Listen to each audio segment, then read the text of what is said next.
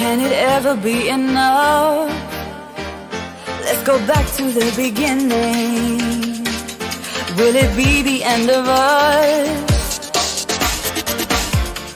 Give me a sign. Tell me what you need. Tell me what you need. Throw my hands up high and surrender. You can count on me. You can count on me.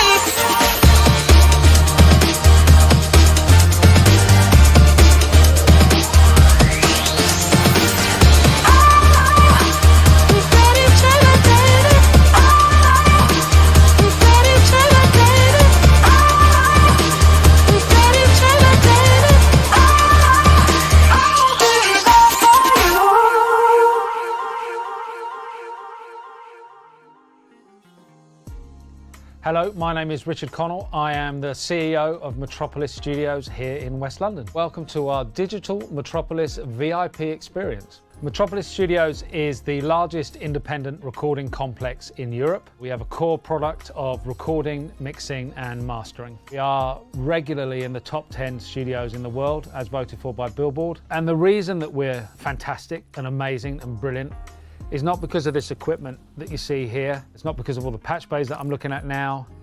It's because of the people. And it's those people, and it's the people that come and work here that keep Metropolis at the #1 spot in London. And that's why I'm so proud to be part of the ACM group, because we draw the talent that comes and makes this equipment sing as well as it can from the ACM alumni. I am so proud to be part of ACM. There's not a studio in the world, there's no studio in the world that takes the education and the opportunity to bring fresh talent in as seriously as we do. So I could say that it's wonderful to be part of education and educating the future, but for us it's a fantastic relationship because I get first dibs on the next generation of sound engineers. ACM is a place to learn your craft, and Metropolis is a professional environment for you to bring that craft back to when you graduate. We're sorry that you're unable to visit our world-class studios in person at the moment, but until you can, please enjoy this virtual tour of Metropolis, followed by an exclusive masterclass from the comfort of your front room. Make sure that you have your questions ready, because straight after the masterclass, we'll be going live for your questions about life at Metropolis and ACM. Welcome to Metropolis Studios, Europe's #1 mixing, recording and mastering studio. Today we'll be giving you a virtual tour of the building. Thanks to ACM's ownership of Metropolis, ACM students get to learn from and at Metropolis in a unique partnership that combines education services with recording studios. Come on inside.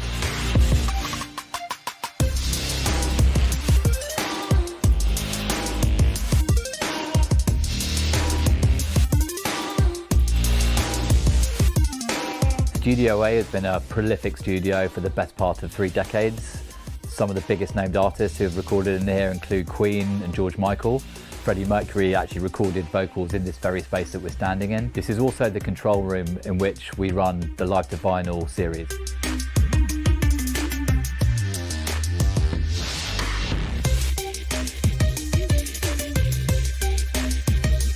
We're currently standing in Studio A's live room.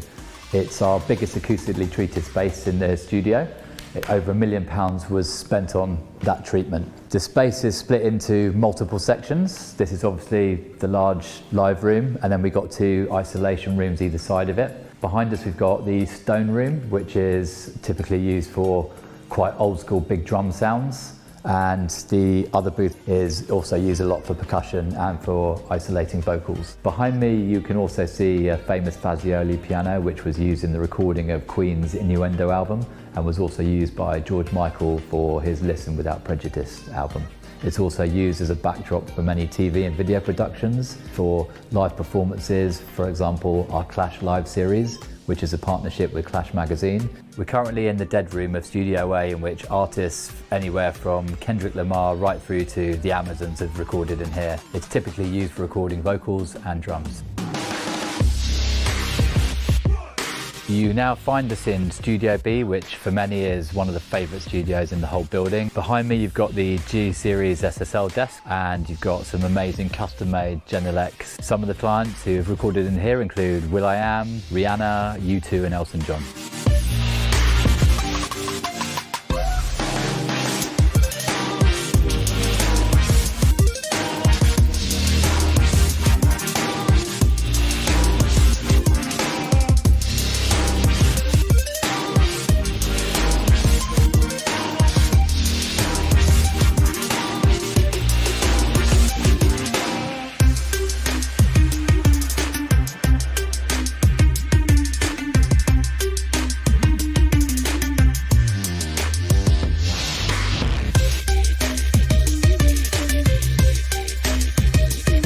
Hawks heading into Studio E.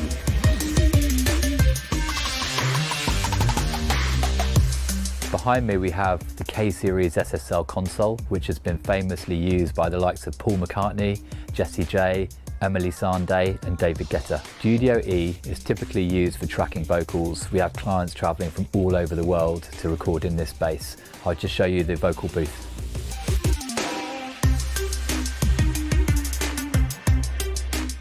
It may just look like any recording vocal booth, but imagine the amount of history that's been made right here in this very space. We're going to head into John Davis' legendary mastering engineer's suite now, and I'm going to point out a couple of the discs that he's worked on along the way.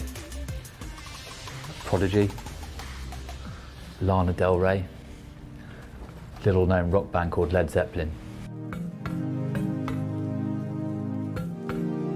We are in John Davis's mastering suite. He's one of the iconic mastering engineers in the world. Many say that this is one of the best mastering monitoring studios. John has worked with everyone from Gorillaz to The Killers. This is one of the spaces that I often try and pop my head round in to have a listen to what John's up to, because he is always very abreast of the latest emerging artists. I've worked with John on lots of projects in here for the Live to Vinyl series, with everyone from Lewis Capaldi through to bands like Portico Quartet, and this is one of the beautiful pieces of vinyl that we produced from that series on amazing 12-inch coloured vinyl. We're standing outside Studio C. We can't access this today because we've got one of the highest profile recording artists in the world in here today, so we've got complete lockdown access. Just wanted to show you the studio though, outside it, because inside it's got one of the rarest Neve VR 72 channel desks inside it, which many famous artists have mixed and recorded on. The likes of Amy Winehouse, Adele, Paloma Faith and many, many more artists. We're just entering Stuart Hawk's mastering domain. On the walls you can see some of the amazing discs that he's worked on. On this side we've got Amy Winehouse, and on the other wall we got some Ed Sheeran. We're now in Stuart Hawk's mastering room. This is one of the rooms that we do the Live to Vinyl series in. So typically the band will record from Studio A, take an analog feed all the way up into the vinyl lathe, and we'll cut lacquers in real time. The artist will then often come upstairs afterwards to have a listen back to exactly what's been captured and select which takes they want to be using. Those are the lacquers that we then send off to Optimal in Germany for pressing runs. Just going to take you inside the Spotify room. Spotify took this studio over a couple of years ago, and they use it for their Secret Genius program, in which anyone, anywhere can apply for a day's free studio time. It's completely free. We've had loads of very well established artists in here through to completely unknown, unsigned acts using the space as well. We hope you enjoyed your virtual tour of the studio today, and we can't wait to welcome you here one day soon. Stay tuned for more information.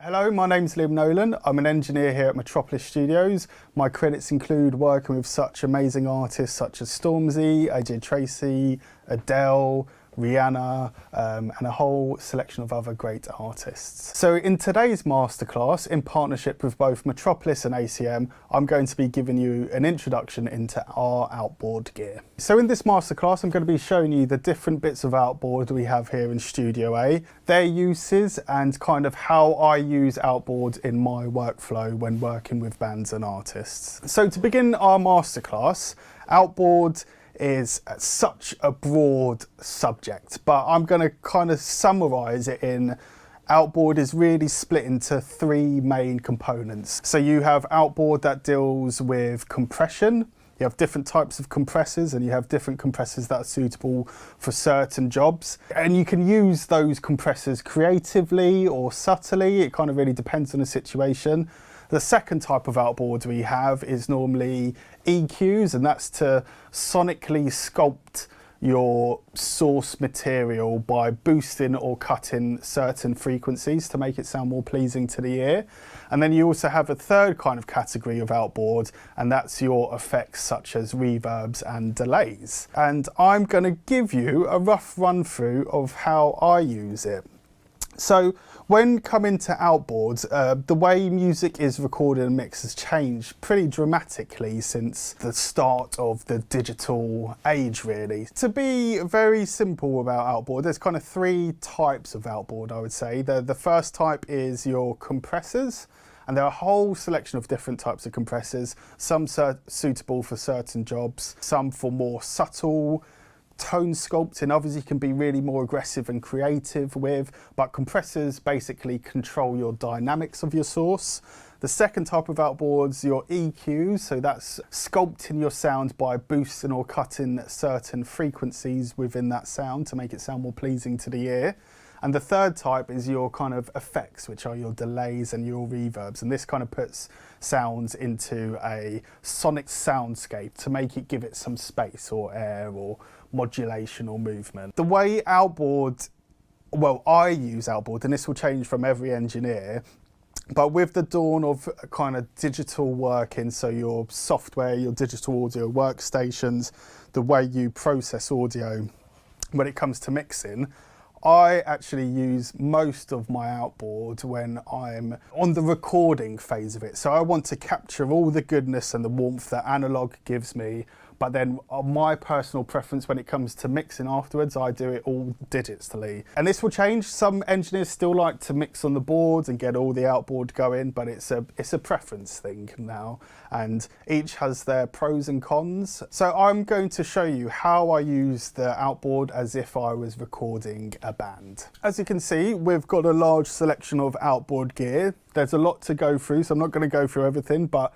we roughly have a lot of different EQ and compressors, and I kind of have certain bits of gear that I think sound nice with certain types of instruments and sources, so I'll show you how I use that, and each has its own sonic characteristic. Pretty much all this gear as well, there are software emulations that model this stuff, so if you see anything here you can go and demo a software version of it. There are slight differences between the software and the analog versions, although that's very small now, but one isn't better than the other. You just got to understand the slight subtlety. So I would say with software compressors, so that's in your computer, the attack and release times are maybe slightly different, I feel, the way they react to sources compared to the hardware, which is sometimes better, sometimes may not work as well.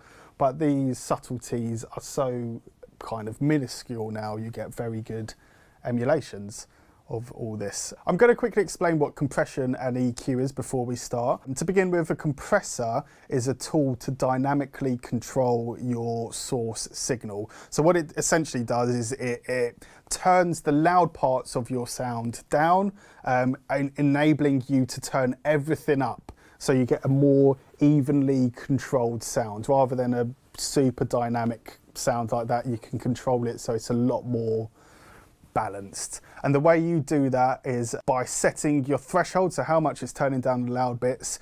You've got a thing called the attack, and the attack is at the beginning of your compressor. You are telling it how quickly you want it to turn down the signal. So quick attack is going to turn down, I see a quick attack as turning down your transients very quickly, whereas a slow attack will allow your transients to come through but then control the rest of the sound. So this is where compression becomes really interesting, because then it becomes a tonal device as well as a control device. Setting your attack and release times, you're able to tonally change sounds. And the other part of compression is release, and this tells you how quickly you want, once your compressor set in, how quickly you want it to come back to normal. So if you have a very quick release, I like to see this as essentially turning up the tails of your sound. So for example, if you've got a big room sound and you really want to accentuate the room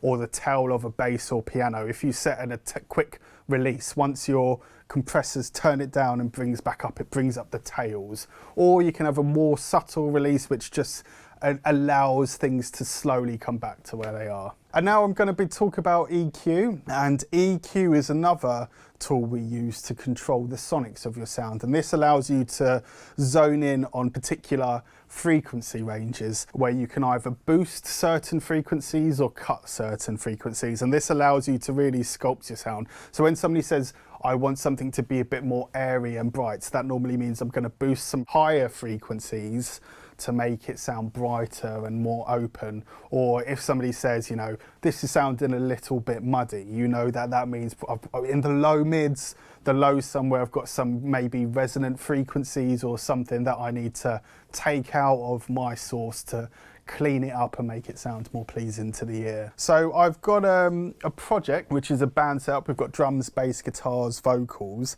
and with Outboard, it's the summation of all the parts combined to make something better. So some stuff may be only affecting a little bit, but in the grand scheme of things, if everything is being controlled ever so slightly and warmed up or ever so slightly, the overall product becomes better. So that's the way of thinking about it, is to make things as a whole warmer, more exciting. So I'm going to show you what bits of Outboard I use on drums to begin with. I'm going to press play and get a quick balance, then we'll go in and use some of the Outboard on the drums.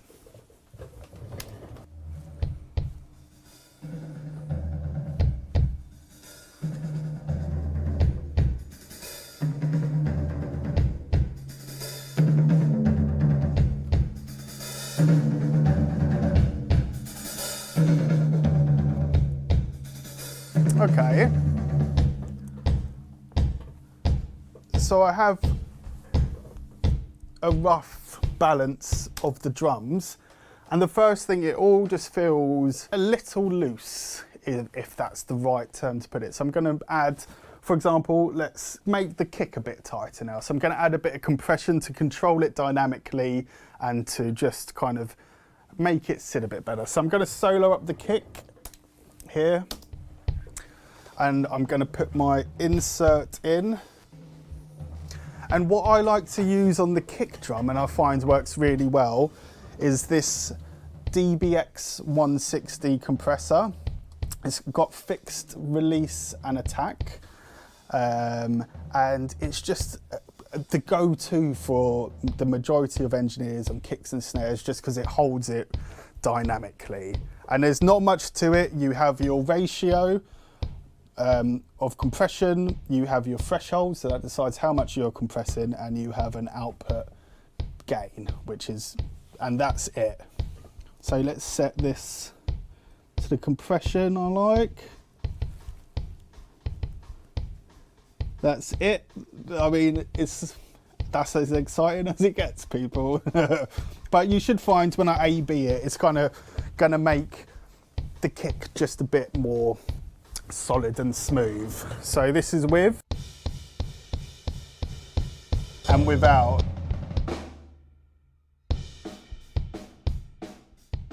And with and without. I mean, with all this stuff, it's super subtle, but what you'll find is, because it's compressing, one, it got a little bit quieter, so I'll probably have to turn up the output a little bit more. But then with that, as soon as you affect one thing, you may find that may lose a bit of body. So with that compression, I would normally then go and EQ the drum to add back more bottom end. So with it in, I need to boost it a little bit more because we've lost some level due to the compression. So I'm just kind of matching my levels. And I'm going to EQ the kick drum. So you just saw me setting the compression for the kick drum, which was just kind of holding it and making the kick more even. But as I said, you kind of lose some energy sometimes with that.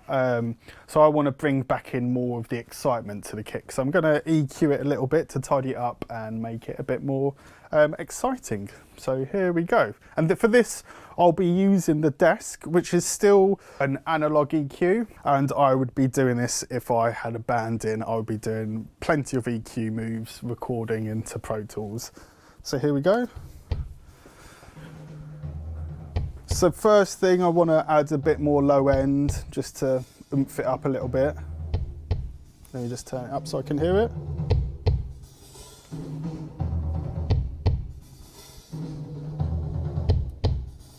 Okay, I'm going to take some of the kind of low mid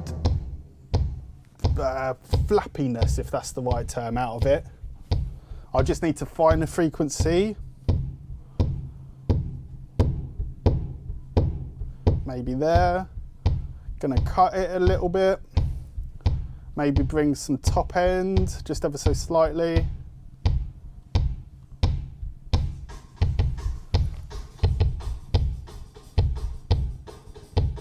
It's subtle, but then again, that's without EQ, with EQ. And so this is both EQ and compression out. So that's the original kick drum sound.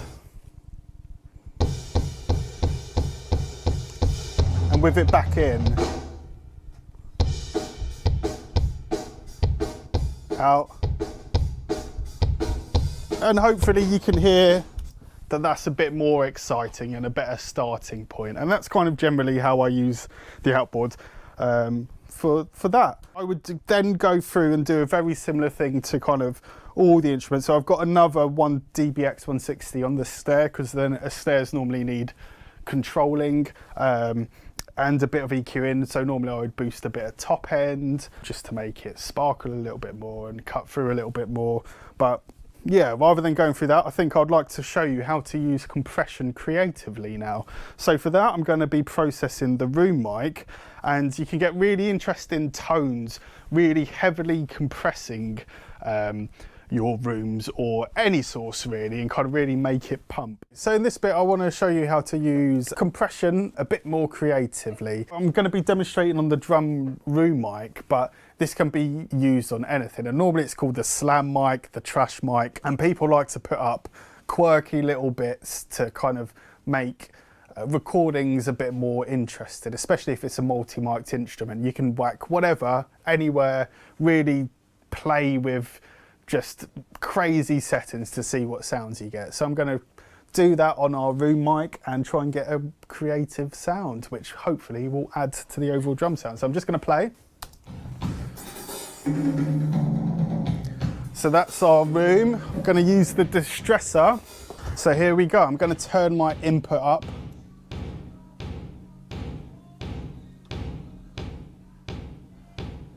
And hopefully, with really slamming it, kind of bring out the room and make an interesting, crunchy, distorted type of sound.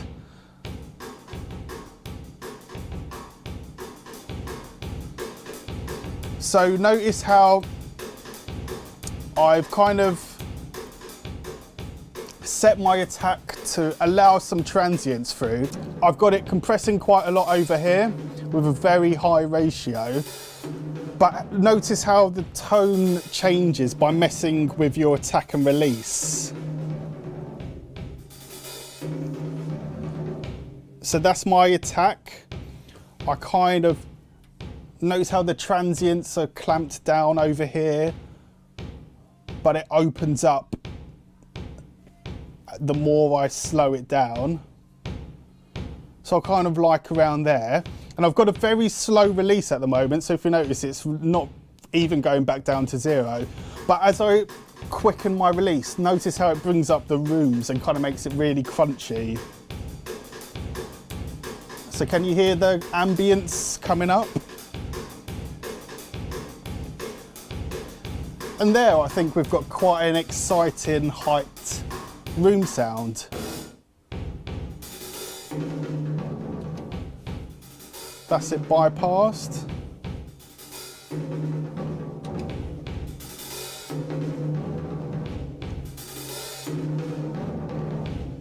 And that's with it back in. So that was kind of a very rough demo on how to use compressors creatively and really kind of sculpt your sound so it really changes the tonal characteristics of your source, and it shows that you don't always have to be pretty. You can be pretty extreme If it sounds good, it sounds good. If it doesn't, it doesn't. But, you know, feel free to really play with these type of things to change your source sound. So that's how to be creative with Outboard as well. So I'm going to show you how I use Outboard to process vocals, and this kind of chain I would use more if I was mixing. It's kind of more extreme settings. When recording, I like to be a lot more subtle with my compression and only really capture the peaks and just general smoothing, but this is kind of a more mixing chain I would use if I was using Outboard to mix a lead vocal. So the first bit of gear in our chain is the Uri 1176. It's this compressor down here. I have it set to a slow attack quick release. It's a very American style setting. It really allows your transients to come through for your vocals, but then quickly bring the compression back, and it really smooths it out. It's a great compressor. It's also great on bass, and you can be really creative with it, similar to the Distressor. So that's the first bit of Outboard in the chain. I then have a second compressor, and this is really just the final smoothing, and it's the Tube Tech, and this is what I use to record vocals. Again, it's just catching peaks and just another smoothing compressor. I find it's better to, rather than have one compressor doing loads, have two doing a bit, and you kind of get it a bit more smoother. Then after that, we have EQ after compression.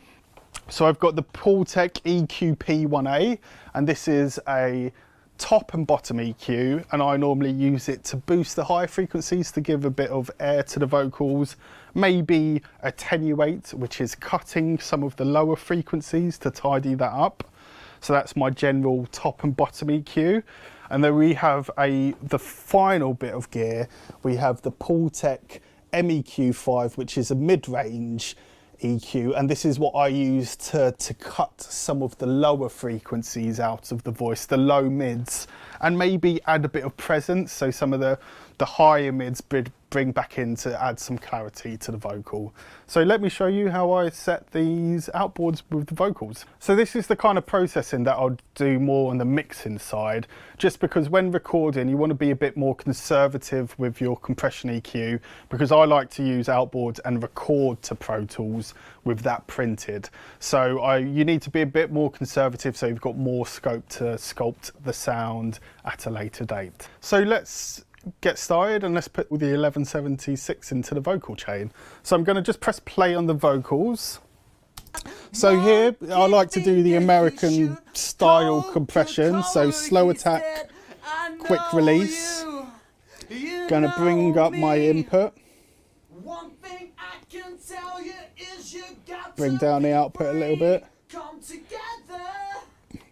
Now that the compressor's set, you can see I'm being pretty heavy-handed with it, and that's okay because the vocal's already recorded, but this is really my kind of dynamic smoothing part of it. You have to be careful when compressing a lot, because especially with vocals you're going to bring up S's and breaths, but that's when I would go into my music software and turn them down. But this is kind of where I would set my first compressor in the stage. So now that we've set the 1176, this is kind of the compression I set it at. As I said, with settings like this, you've got to be careful of your breaths and your S's, because with a lot of compression, it'll bring up those quieter bits. So if it's too S-y or breathy, I would probably go in and turn those down within the software. But that's kind of the starting point for this compressor to really even out the vocals. Now let's go look at this second compressor. And this one I'm going to be a lot more subtle and just really, again, the final smoothing. This is with a slightly medium attack, quicker release again. Maybe I'd back those off a little bit.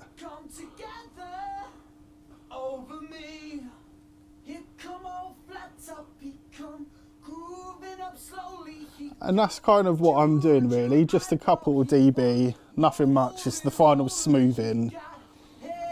And this is with both compressors in, with both compressors out.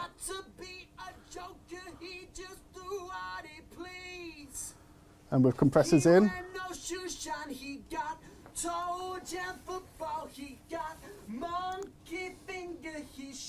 So that was with the second compressor, not nearly doing as much as the first 1176, but in tandem that's both of them are really going to smooth out the vocals. I mean, there's a lot of tweaking. It's for, you know, you'd have to go in and really listen and adjust as you go, but that's the basic principle. 2 compressors working together is better than one doing a lot, and you hopefully be able to really dynamically control and smooth out your vocals.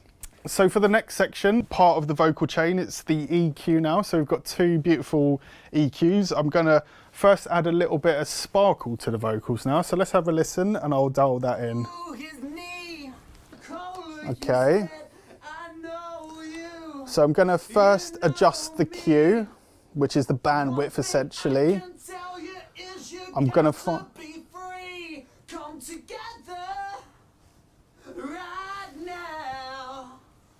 Over me, he come all flat up, he come grooving up slowly, he got juju eyeball, he won. So I've just added a bit of 10K, and that's just to make the vocal pop a little bit more, make it a bit more airy and breathe a bit more. For the final bit of the chain, I'm going to tidy it up with my mid-range EQ. So that means I'm going to take some of the mids out and probably add a bit of presence, but we'll see. So let's dial that in now. Just do what he please. So I'm down here. Me. One thing I can tell you is you got to be free. Come together right now. Over me. He come all flat top, he come grooving up slowly, he got juju eyeball, he won holy roller, he got hair down. Yeah, and that's kind of where I would be. So on the final bit of Outboards, the idea there was to cut some of the low mids from the vocals and add a bit more presence. And when the final thing I should say about doing all this, although we were soloing the vocal and dialing in a sound, normally you would have a full mix going and you would dial in the sound with listening to everything else. So on its own, you know, it may sound good, it may sound bad, but the idea is to do all this, these kind of principles, listening to everything in context. But that's the idea, 2 compressors, EQ to add a bit of air and an EQ to tidy up some of the frequencies. So now that we've dialed in our lead vocal sound, we're going to add some reverb. And what reverb does, it sets your vocals, your instrument in a space, and things sound more lush, more natural when set in an ambience of some sort. So let's do that to our lead vocals. And to do that, I'm using this Lexicon 480. It's a Outboard reverb, and I've set it on a plate, and it's, yeah, let's have a listen to the vocals with some reverb. He come all flat up, he come grooving up slowly, he got juju eyeball, he won holy roller, he got hair down to his knee. Got to be a joker, he just do what he please. He wear no shoe shine, he got toe jam football, he got monkey finger, he shoot Coca-Cola, he said. So that's what it sounded like with the vocals with some reverb. And reverb's an amazingly powerful tool because it sets your record in a space. It gives it a characteristic tone, and it's really good tool for sculpting a particular soundscape for your record. With reverbs, you can control the length of the tail and the size of the space. So here, again, it's better to set all these things within context, but I'll show you what it's like to have a really long reverb, a really short reverb, with some pre-delay, without pre-delay. So again, it's another creative tool to sculpt some space. So let's listen to the vocals. So this is with a short reverb tail. Holy roller, he got hair down to his knee. Can you hear that? Got to be a joker, he just do what he please. Or you can make it a very large reverb. He got toe jam football, he got monkey finger, he shoot Coca-Cola, he said, I know you, you know me. One thing I can tell you is... So as you can hear, that reverb is really a creative tool to set the space in which your record sits. So just to cover what we've done in the masterclass, we've gone through compression on a kick, how to EQ certain frequencies out and boost. We've looked at creative ways of compression with our room mics. We've also looked at how I would treat a vocal if I was using outboard gear. And I guess the pros and cons between using outboard gear and digital software is, one, there's arguments about it, but maybe you get a bit more tonal richness from analog gear that you don't necessarily get in the digital domain, which is why people really like it. But the cons of using outboard gear is you normally have to print it, because, you know, whereas I can move my, say I've got a session on a laptop, I can move my laptop, boot it up, all your settings are going to be the same whether in your studio, in your living room, in the kitchen, whereas this outboard gear, you know, it stays here, and once the session's done you've got to print it down so you've got the sound of that analog outboard ready to use elsewhere. Really, you've got to be more committal with outboard. So if you'd like to try some of the principles explained here today, I would recommend first trying it out in your own DAW. A lot of the gear you saw, there's software emulation, so you can try it, but just kind of use your software compressors and EQs and really try and understand them. And if you understand them, then it applies the same to digital software to outboard. So experiment at home and see what you can come up with. So I hope you've enjoyed my masterclass. Please stay tuned so we can answer your questions. Hello everyone. Thank you so much for tuning in to our Metropolis VIP digital experience. We run these every month, so it's great to see so many people tuning in and getting involved, asking questions. Make sure to ask all your questions on the stream. We'll be answering them now, so keep them coming in. But first of all, let's introduce you to the guests we've got on today. So first of all is Alex Robinson, who is a studio engineer at Metropolis Studios, and Ace, our Director of Creative Industry Development here at ACM. You'll know him from Industry Link. So first of all, Alex, if you can just give us a quick rundown of your career background and role at Metropolis. Sure. Yeah, so I've been at Metropolis for about 8 years now. And before that, I went to ACM, studied there. I arrived here in about 2013, started out as a runner. So doing all the kind of gritty jobs, you know, cleaning out studios, making sure the engineers and assistants have got everything they need. And going on food runs and getting stuff for artists and clients. And then working my way up to assistant engineer and now engineer. And yeah, been here for 8 years, worked on projects for artists, including Elton John, Kendrick Lamar, Future, Travis Scott, Bullet for My Valentine. So we kind of cover a whole range of different styles and genres. And yeah, it's a great experience. Amazing. And Ace, if you could just give us a quick rundown of your role at ACM and your career in industry that makes you best placed for working with our students in this way.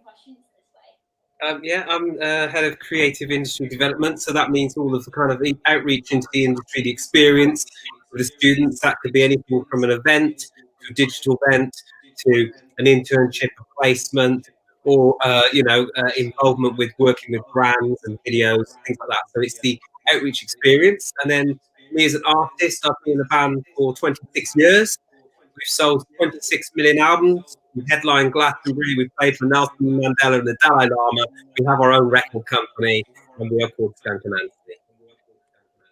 Amazing. And we're so pleased to have both of you in the ACM family. So thanks for that. And we're going to get on to the questions from the stream now. So the first one is from Hendrik. How would you mic up and record a drum set in a small room like a 9M2, aiming for a White Snake type rock sound? So Alex, if you'd like to just give us your thoughts on that. Wow. Okay. you're fighting a couple of issues there where you're obviously in a small room, and with a band like Whitesnake, like that kind of classic 80s rock, big stadium sound, you're not going to get that just in your small room. So clear recorded drums, and then you'll be applying, lots of compression and EQ, and the big part of that sound, which is the reverb, big reverbs to create that effect. So for that kind of thing, I'd really recommend just making sure that your room, the drums sound right. So obviously they're tuned, they've got, new skins on, they're sounding good in the room. If you can, treat the room a little bit to kind of, make sure that you're not getting any nasty kind of flutter echo, or, anything that's going to really color the sound in a way that would be unpleasant. That would be very helpful. And then, just trying to capture, your spot mics, so the microphones that are going to be right over the drums, making sure they're sounding good, and then getting a bit of overheads just to kind of, bring those up and give the whole kit a full sound and width to it as well. And then it's going to be applying, reverb in the box, and it's reverb and compression really, but just creating a sound like that in a small room by itself is quite tricky. But with a combination of those things, you can get pretty close. Awesome. So talking about it being a bit trickier in a small sort of space, Ace, obviously you're in band Skunk Nancy. I'm sure that you guys have done some sort of home demo recording before. Have you got any tips for getting the best sound possible when you're perhaps not in a studio environment like Metropolis? When you're at home, how can you just get the best sound possible? Yeah, I mean, adding on to Alex's thing there, what you can do is separate the cymbals from the drums. So if you wanted to get a tight sounding kit, make the room damp, mic them close, get the as much reflection out of the sound, so that it's tight. So take the cymbals out, play the whole thing, and put piece of cardboard or something where we'd normally hit the cymbal, and play the drums without cymbals, right? Record that bit first. That's where you can put those massive reverbs on to get like the 80s rock, and then you can record the cymbals on your own. So when you're at home, you can do those. Obviously, we do things separate. It's tricky. It's an art, but we do it a lot in Transatlantic because we like to separate those in the mix. That's one thing. The other thing is, if you're recording at home, everyone has got access to software and modeling amps now. So there's some really good software out there. I mean, I think there's iCase Multimedia do a really good one called Amplitude. You set up like a studio environment. You put the mics where you want them in the rooms you want on the amps, and that's really good fun. It's not just plugging in and playing. You get to experience the studio within the software. And then there's a classic thing that everybody's using at the moment, which is called a Kemper, which is a digital profiler, which takes normal amps and it profiles them like a sampler, and you play them back, like you would sample a grand piano, so you can do it on guitars. So all the things like guitars and bass can be recorded at low volume through software and modeling amps, and you can get them really, really close. But the thing about anything at home is it's totally achievable. It's all about your ear. It's about listening and seeing if it sounds right. So, and the way you do that is to listen to source material. So you listen to your favorite album, for instance, Rage Against the Machine, and you go, right, I understand what that guitar sounds like. Let's try and make my guitar sound like that now with my equipment. And so listening and replicating is a very good way of recording stuff at home to sound like a professional output. Absolutely, great advice there. So our next question is from Louis or Lewis. Let me know if I've got that wrong there, sorry. How does Metropolis deal with clients and students with special needs? I have autism myself, so it would be reassuring to know the answer to this. So first of all, at ACM, everyone is welcome. So if you need support with needs like autism, dyslexia, dyspraxia, anything like that, you just need to get in touch with us and we'll put that support in place for you. So if you're starting with us, just make sure when you're talking to your applicant advisors to mention this so they can put you in touch with the right teams. But Alex, just from the Metropolis perspective, how do you guys support your clients with special needs? Well, it's accessibility is obviously a big key for us. We've got quite a few studios here, and it's kind of split between two levels. So we've got some higher up and some lower down. We've got two on the ground level, so we've got very good access to all the facilities and lift access as well. We've done stuff over the past for people with special needs. We had the Help for Heroes charity, so a number of disabled veterans came in and recorded some choir stuff a few years ago. And there's we've got all the kind of stuff in place that we need for that, and especially students coming in through ACM, we work with you guys as well to make sure that they're catered for and that they have access to everything they need, really.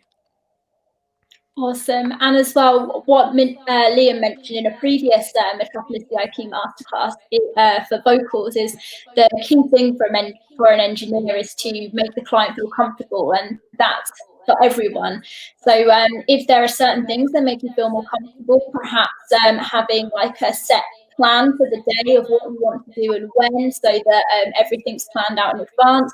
Perhaps you prefer to have the lights on or off when you're recording and things like that. If you let the engineers at Metropolis know in advance of your session, then they're of course going to accommodate that and make you feel comfortable so you're in the best frame of mind to record. So yeah, definitely speak to your engineers and make sure that you get the most out of your session, regardless of anything. So awesome. Is there anything you'd like to add, Ace? Yeah, I would just like to say that we know that creatives and highly creative people come in all shapes and forms, and that's why we're so welcoming in ACM of this kind of thing, because obviously we've got a really good support system in place. It's amazing. We're linked into Metropolis so they understand how we function and they work with us. And we have learning support officers and everything. So everything can be accommodated, right? And it's not like anything out of the ordinary as well, because in the whole world of music, there's highly creative people with dyslexia, with autism and stuff, and they're incredibly successful artists. And it's very easy to navigate any situation if you have the support around you in place and people know where to help. Fantastic. So our next question is from not Sarah. So I'm not sure if that means you are Sarah or not Sarah, but how much time will we have to spend inside or working with Metropolis Studios? So ACM students are able to apply for downtime at Metropolis. So this is when it's not being used by the clients that book the studios usually. So this is very much like dependent on the availability of the student on any given week. So it's a bit difficult to give a very specific answer for that, but we also run these sessions monthly. When we're not in the current pandemic that we're in, these sessions do happen in person at Metropolis, so all students are invited down to these sessions once a month to experience a masterclass within Metropolis, and until we're able to get back to that place, they are running monthly online. And we also have other opportunities for students to go down to Metropolis. So if we first of all speak to Ace about Metropolis Blue, which is our in-house record label, and then we'll speak to Alex about his journey into Metropolis, because obviously he's gone from being a alumni to now working there. So there's obviously work experience and internship opportunities for students too. So we'll move on to that. So Metropolis Blue, Ace. Yes. So yeah, thanks, Lizzie. Metropolis Blue is a label run by the students for the students. So it has many sides to it. You could either join part of the team as, excuse me, like an A&R kind of person, or a label manager, or the social media content engagement side of it. So as in a label team, or you could be signed as an artist, right? And even artists can also start as a label team. So basically, with Metropolis Blue, you get to experience the industry as as a business side and as an artist side as well. And then also there will also be sessions in the studio like Metropolis Blue, streaming sessions and recording sessions as well. And also, as you were saying, when we also have like days where we bring groups from classes, different year groups, for a whole experience day there. So they'll go mixing, mastering, and Business Masterclass is all within the actual studios. Fantastic. And Alex, what was your sort of journey to becoming an engineer at Metropolis from graduating ACM? So I graduated, goodness, it must have been about 2011, which was before the two companies were linked. And I graduated from ACM and went off and did a couple of internships at smaller studios, and I was out in France for a while doing some projects out there with an engineer. But it was, before the ACM and Metropolis were linked, it was tough kind of, finding more opportunities outside of, ACM once you'd graduated. So I kind of I used to, send off emails, to all the big studios and apply for running positions or internships or whatever I could get, did all that stuff, went and sent them around, quite often not hear anything back for, months on end. Got a reply back from here and went and did the running job, which was initially just a couple of days a week. But that was my first opportunity to really kind of, get in here and just work hard and work your way up. And from there, you kind of, you get the odd session as an assistant where you're helping out. And it's really just about, being organized and working hard and turning up as much as you can. That's what they want to see when you're here, and seeing that you're good with clients, and that you're enthusiastic and want to work hard.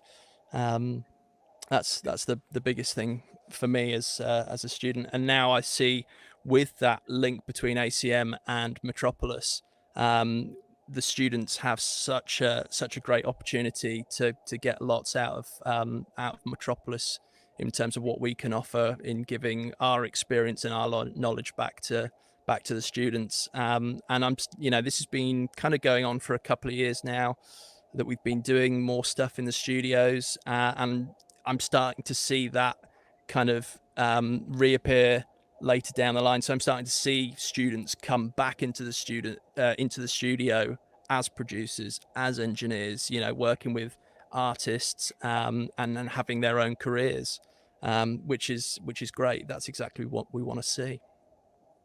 Fantastic, yeah, definitely. And whenever there is opportunities for students to be runners or get work experience, then those opportunities will come through ACE and Industry Link. So when you start at ACM, make sure that you are in touch with Industry Link to make use of all of the opportunities.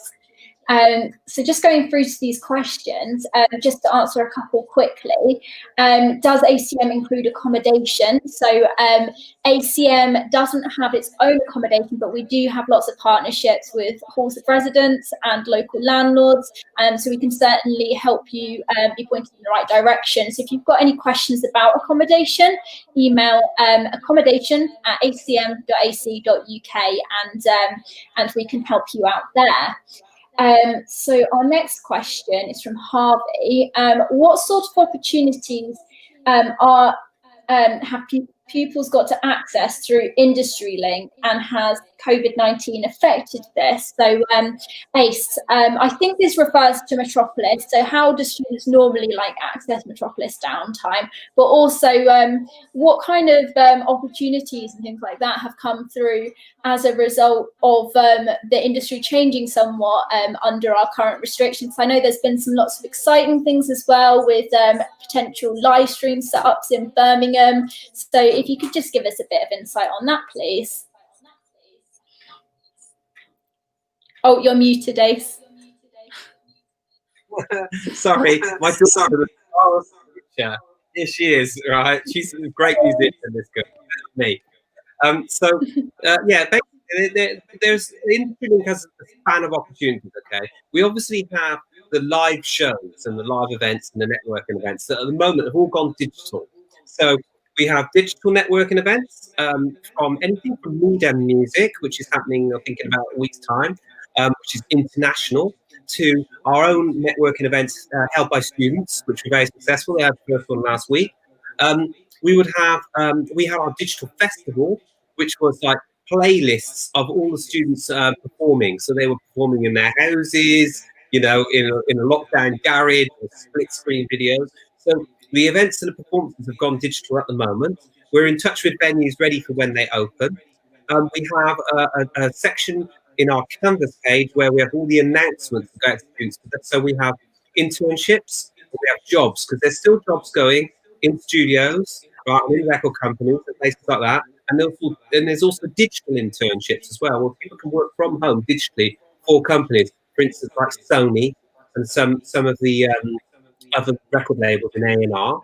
Okay, so there's all those type of things. But we also work with students for things like playlisting. We have links to radio stations. We have our own Spotify playlists inside. We have our own label, a set like Metropolis Blue. So what we're doing is everything that you would imagine on the outside would be an opportunity. We are actually translating that into the digital domain now. We're in lockdown, but when lockdown eases, we'll have both of them. So we'll have the best of both worlds when it comes out. So there's always opportunities. If there's an opportunity in the music business, usually it comes both ways, and we'll grab them both, and we will message those out to students.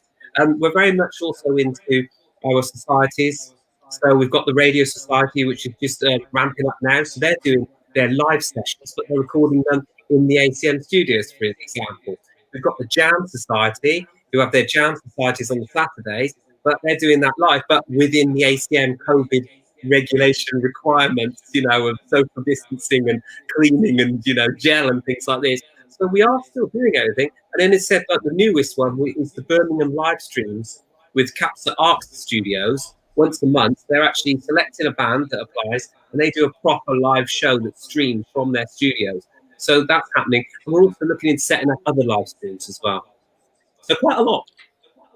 Yeah, quite a lot indeed. And it's actually been quite nice this year seeing how everyone's pulled together and adapted very quickly to this new situation. It's been brilliant seeing ACM at home choir and things like that. So, and I know Damien Nolan's done a load of really cool masterclass things online. And I think he did a single that got into the charts as well. So, yeah, it's been great to see how everyone adapts and learns new skills, which can then only be good for when we are able to return to some kind of normality, because we'll have all of these new skills as well. For Ione Banks, what support do people get when commuting far away or moving into accommodation? So we do have our campus in a box scheme and ACM from home. So if you want to study from home at the moment, then that's absolutely fine. But if you speak to inquiries at acm.ac.uk, they can give you a bit more detail on how you can be supported at ACM. If you speak to them about what you need specifically, then they can just talk to you about how that would work for you. And again, accommodation at acm.ac.uk. So we've got another more production-based question from Edward now. So Alex, I think it'd be great if you could take this one. I want to use a gate on my snare top to kill the hat spill from leaking, but I want to keep the ghost notes present, say halftime shuffle. Any tips? Wow, that's quite tricky. Yeah, that's probably the kind of thing you want to address a little bit more as you're recording, because obviously once you have recorded that and you're committed to it, there's only so much you can do. Using a gate, you might be able to get to work, but it could be a little bit inconsistent in its release.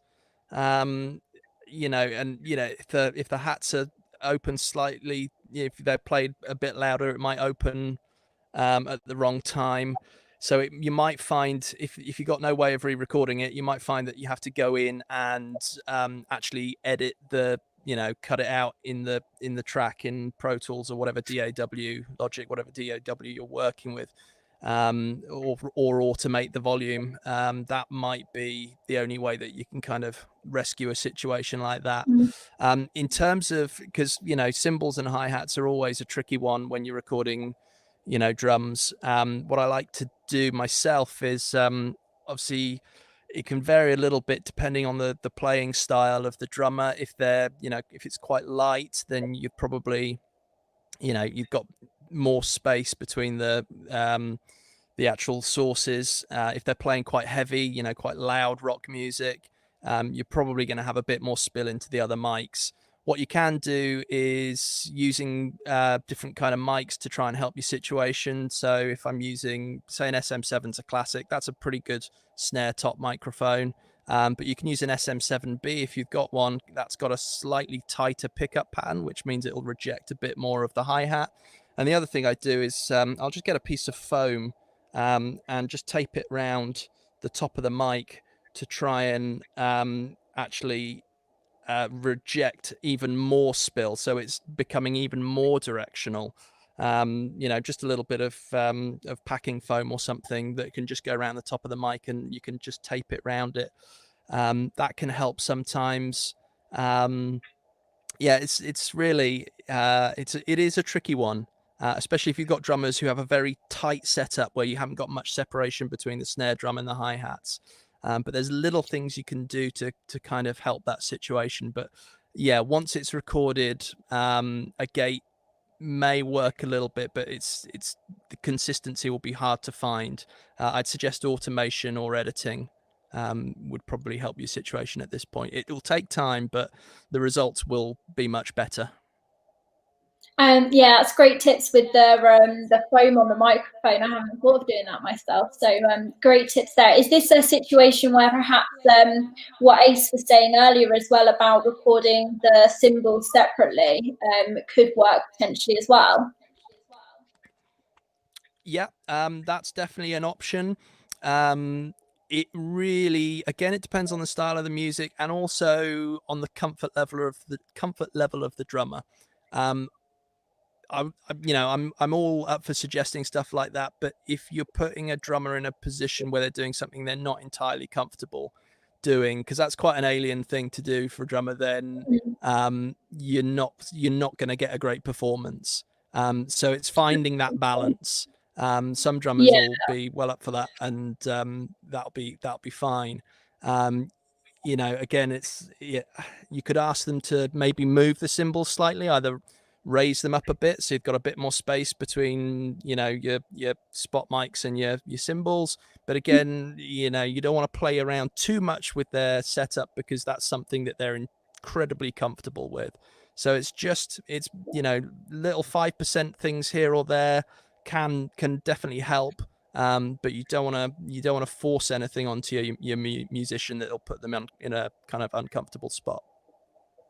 Absolutely, and I think as well, for drummers, obviously, it's probably a good thing to practice if you can, to make yourself more adaptable in the studio. But for producers as well, you're absolutely right. Making sure that your musician is comfortable is key. If the recording's not perfect, but the performance is spot on, it's going to be better than a perfect recording where the performance isn't spot on.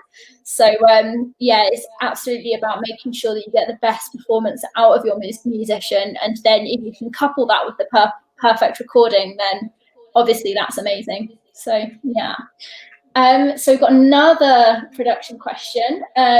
What are the positions for the microphones on a grand piano, and what frequencies would you recommend for the EQ? Very technical questions on the stream today. I'm quite impressed, actually. So grand piano it's an amazing instrument to record if you get the opportunity to record a real piano.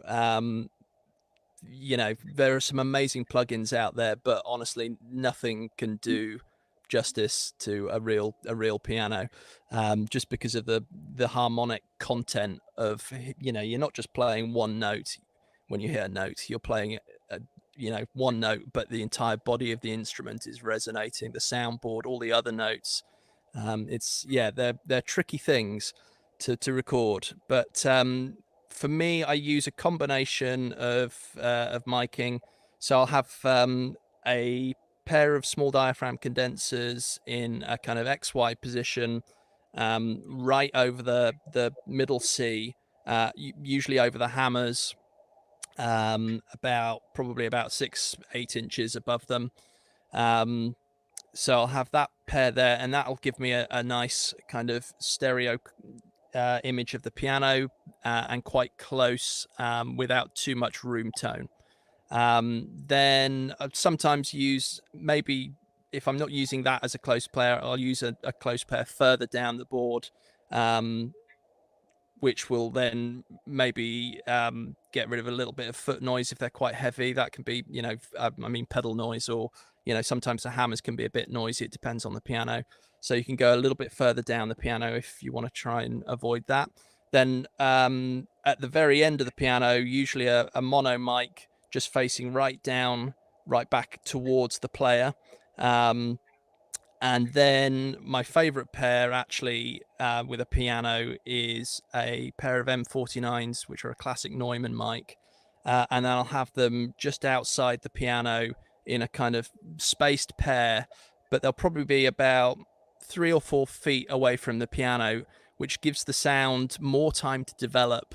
And I think is the best pair for a piano, just giving it a bit more time. The close mics will sound great, but they're not as kind of full and as nice as giving it a bit more distance. And then coming back further again, you're looking at kind of room territory, and anything from a Blum line or a spaced pair, a nice stereo pair basically, to really capture the room. And I go anywhere between maybe about 10-15 feet. Obviously we've got the space and the facilities to do that here, which is great. So yeah, I mean, it's really, if I'm working with a client, it's giving them kind of 3 different options. I think of it as a close pair, a kind of medium pair, and then a distant pair, so they can sculpt the sound in the mix however they want to.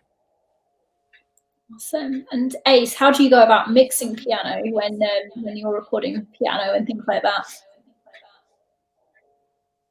There we go. Mixing piano.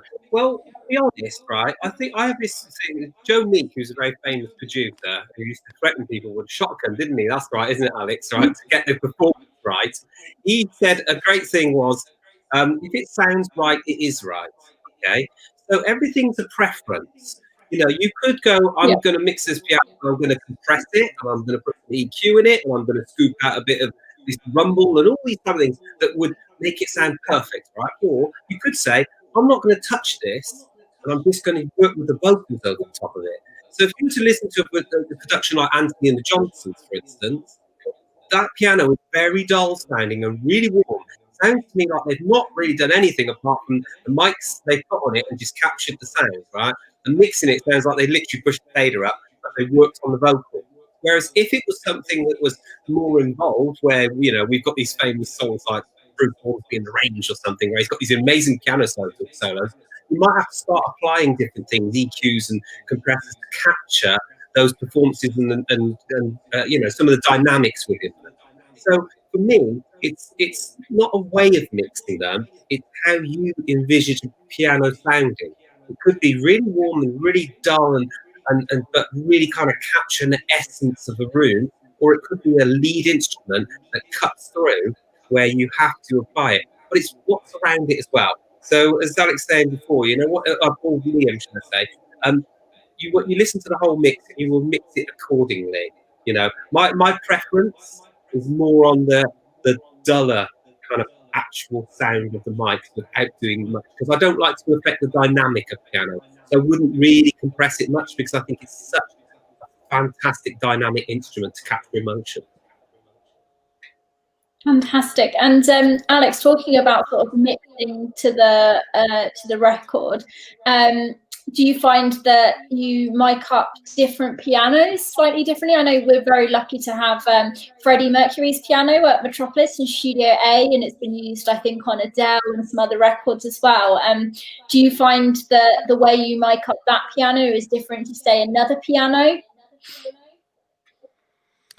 Well, we've got a couple of different pianos here. We've got, like we say, the Fazioli in A, which is the Mercury piano, and then we've got a slightly smaller Yamaha piano in Studio B. And they're two kind of quite different beasts. The Yamaha is a great kind of sounding piano. It's very bright, quite popular for doing pop music. But it's nowhere near as powerful as the Fazioli. That thing is incredible. It's incredibly loud and powerful piano. So yeah, I mean, in terms of the miking, because of the way we work at Metropolis, we're not working necessarily on, you know, full album projects. We'll get people that will come in and do piano for a song. So we're just trying to give them as many different options and looks. So we'll stick generally to those kind of principles unless they want to go for something a little bit more out there. A good one that I play with sometimes, if someone wants kind of quite a, you know, an out there sound, is getting a PZM or a, you know, a boundary mic.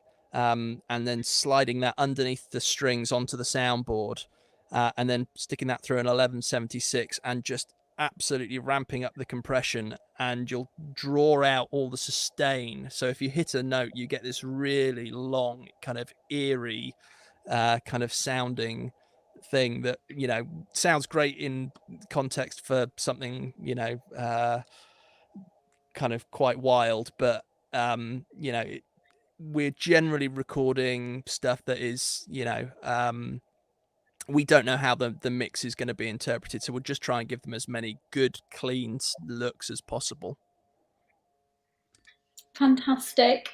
So our next question is, although it's quite difficult to predict right now, how do you imagine ACM's classes and opportunities will be impacted in September? So obviously we're hoping for good things with this vaccine hopefully coming, but rest assured, no matter what happens, we're always here to support you.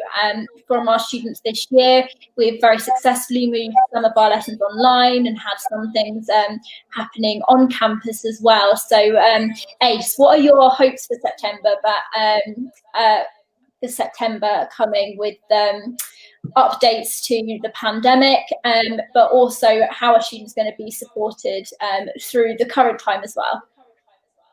Well, I mean, to be honest, right, it's by next September, yes, we're definitely going to have vaccines in place. And I think, we're all hoping this will have really kind of blown over. And what we won't miss, it will still be present, is the blended learning. So before, it was all about being on campus. Now it's about being on campus and the blended online learning and distance learning. So next September, you're going to have a really good choice. You're going to be able to say, look, I want to study from ACM, but I live in South America. Right, there you go. You've got your gear, you've studied the courses, you can do it there. You go, right, I want to study in ACM every day in the campus. You can do it. We're doing it at the moment. There are people on the campus studying, right? Or you go, actually, I only want to go into ACM once a week because I live in Scotland and I'm only going to come down for that one day, right? So you pop in for one day and then you do the rest online. So it's very similar to what is happening now. You can either do it from a distance anywhere in the world. You can do it from a distance and sporadically from a different part of the country, or you can go on campus all the time. But even the people that go on campus all the time still have online community sessions, which are really big ones as well in Zoom. So to be honest, it's not going to change much in the way that we deliver. It's just that we'll be better at it, I think, in a year's time, because we'll have another year run up to it. And I think that the choice is what's going to be appealing, for study. Having blended learning and also access to facilities is a really good choice. Absolutely. And for questions on entry requirements, all of our entry requirements for all of the courses are listed on our website underneath courses. So just go there and it will tell you about UCAS points. And if you have questions about them, then give our admissions team a call on 01483 500 841 and they'll be happy to chat you through all of those options. So our next question is from Ollie. What would you say is the best synth plugin? So Alex, what's your favorite synth plugin? Synth plugins. I mean, I personally, I've just bought the Arturia collection, so I'm just getting my head around that, which has got some great classic synths in. I'm very lucky here to get to work with the real stuff quite a lot, so I don't go into plugins too often for that stuff. But yeah, the Arturia collection kind of covers a whole range of different sounds, you know, from their basic, you know, piano sounds, which sound amazing, to their they've got Prophet 5, the Mini Moog, what else have they got? DX7, some just amazing sounds, and the Mellotron. I love the Mellotron. That's a great instrument. Yeah, so yeah, that's what I'm kind of getting my head around at the moment, plugin wise. And Ace, what about you? What's your favourite synth plugin? Well, at the moment, I would recommend the Roland Cloud. Roland Cloud has this collection of all of their classic Roland synthesizers, and it's really accurate. And it's something we're exploring at the moment, and our tutors are using them. I think you've probably got it in Metropolis as well. Brian Henry, who's our head of keyboards, is like a fan. He says it's amazing. Paul Russell, our head of production. Nick Britton also in Birmingham for the production. In fact, all of our production tutors are using Roland Clouds for the synths at the moment, and I've not heard anything but fantastic reports about that. So that's something we're working with within our organisation, but also highly recommended because these people are all, you know, professionals using it in the outside world as well. Absolutely, and if anyone wants to find out more about Roland Cloud, we've just released a Tech Corner video with Shay Stedford, one of our production tutors, all about Roland Cloud. So that's on our ACM TV channel. So if Ollie or Kyle is on the stream, if you could drop a link into that would be into the chat, that would be fantastic. So people can check that out after we've finished up the Q&A today, if anyone wants to learn more about Roland Cloud. So our next question is tips for auditions. So for this one, I'd say, again, depends on which subject you're applying for. Obviously, make sure to ask questions and remember that you are auditioning ACM just as much as we're auditioning you. And there's nothing to worry about. We just want to get to know you. If you want more specific tips, definitely go onto the courses page on our website, acm.ac.uk, and we've got course tip videos for every single course on there. So you should be able to find something there to help you out. But also, again, definitely call our admissions team on 01483 500 841 if you do want to speak to a subject specialist as well. So our next question, let me just check. There we go. That's a very good question. Oh yeah. I was going to say, while you're looking at questions, Lizzie, for Alex, did you notice that my daughter left when they started talking about ghost note compression on the snares? Yeah, that was the moment she left. Yeah, she came. She's quite interested, right? And then all of a sudden, ghost note compression on snares, and she was like, "Oh man, gating." That was it, gating it. She was like, "See you later, bye." yeah, that'll switch a lot of people off very quickly. Yeah, I think it's a very Marmite thing, isn't it? So the next question is, can you recommend a good audio interface? So I'm guessing what your favorite ideal audio interface is, and then your favorite budget one as well would probably be a good shout, just for anyone that is working on a budget too. So we're very lucky here. Obviously, we've got Prism AD8s, which are, I mean, they're quite old now. They're about 10, 15 years old. And I think they're just about to release a new top-of-the-range interface Prism. But we've got the AD8s, which sound incredible. They're, you know, it stands to reason, like they've been going for that long, 10, 15 years, these interfaces, and we're still using them. But they're about 8-10 grand for, you know, 8 channels of interface, so that's not in many people's kind of price range. You can get some fantastic stuff though. I think the UAD stuff obviously has changed the game, and you're seeing now a lot of people trying to kind of follow suit with that ability to actually use plugins on your recordings as they're going in, so you can really commit to sounds, and just the conversion, like, you know, it's such an important part of the signal chain. You know, I can have a 10 grand Neumann mic, you know, a 10 grand compressor, you know, thousands of pounds worth of equipment, and if it's going into a really cheap interface, then it's kind of a waste of time. You know, you've got to have a good kind of chain all round. And for me, the UAD stuff has really good conversion. In fact, most of them have conversion, you know, really good conversion now. It's not like it was kind of 10 years ago where some of the cheaper models didn't really sound good.